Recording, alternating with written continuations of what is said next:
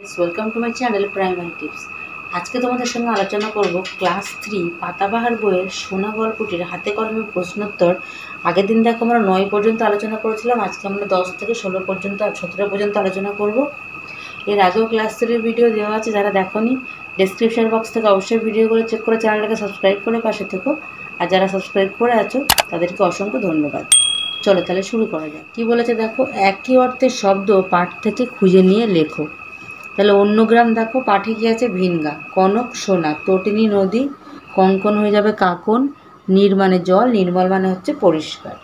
গল্পের ঘটনাক্রম সাজিয়ে লেখো। তাহলে এটা দেখো কি, প্রথমটা 2 নম্বর, তারপরে 4, 5, 1, 3। এবার বলেছে বিপরীত শব্দ লেখো। তাহলে বিপরীত শব্দ দেখো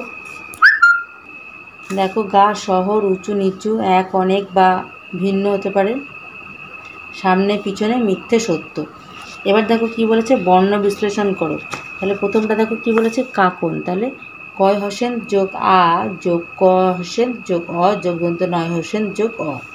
পরিষ্কার, পয় হোসেন সমস্ত ব্যঞ্জন বর্ণে হসন্ত হবে, যোগ অ যোগ র যোগ হর্ষই যোগ দন্ত স যোগ ক যোগ আ যোগ র যোগ অ। চম্পট, চ যোগ অ যোগ ম যোগ প যোগ অ যোগ ট যোগ অ।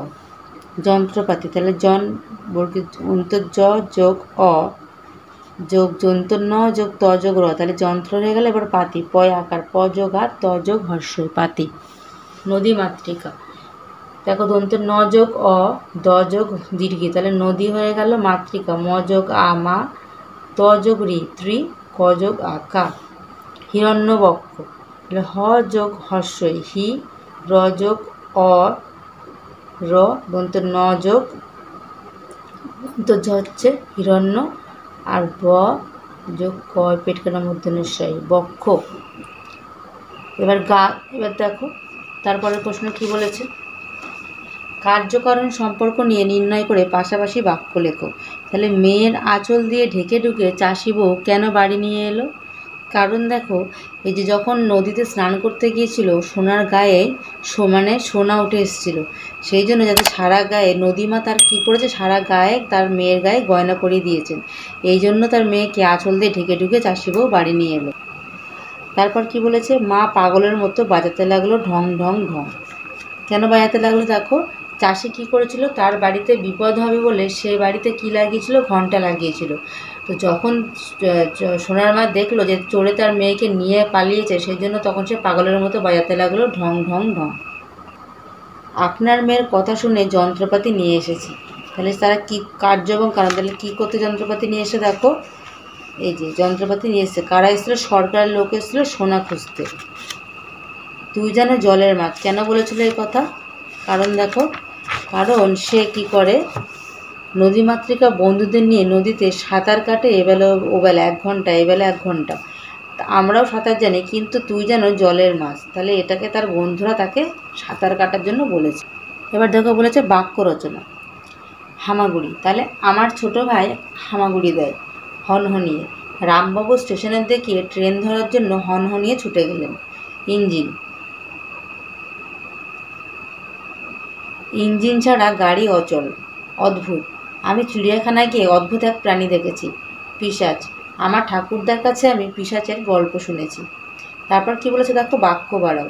একটুখানি জায়গা মায়ের বাপে বেড়া দিয়েছিল কেন? কারণ যাতে সোনা উঠান দিয়ে কোথাও চলে না যায়। হামাগুড়ি দিয়ে। প্রকাণ্ড প্রকাণ্ড 2-3টে গাড়ি আসছে। কোথা দিয়ে আসছে? যে গল্পটির, সোনা গল্পটির রাস্তার ধারে, মানে যে বাড়ির ধারে বড় রাস্তা দিয়ে, সেখান থেকে গাড়ি আসছে। যন্ত্রপাতি নিয়ে এসেছি কেন? সোনা খুঁজতে। সোনা ঠিক টের পায় যেখানেই থাকুক। কী টের পায়? নদী থেকে নোংরা ফেললে সে টের পায়। ভিন গায়ের লোকেরা এসে বলবে।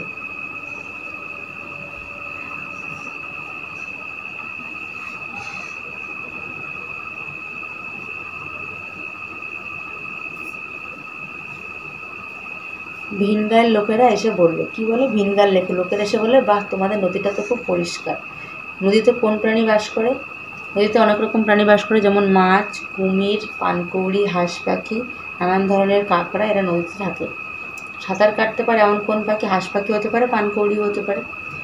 এই ধরনের ভিডিও পেতে হলে অবশ্যই আমার চ্যানেলটাকে সাবস্ক্রাইব করে রাখো, আর ভিডিওটি ভালো লাগলে অবশ্যই তোমার ছোট্ট বন্ধুদের সঙ্গে শেয়ার করতে ভুলো না। দেখা হচ্ছে পরবর্তী ভিডিওর সঙ্গে।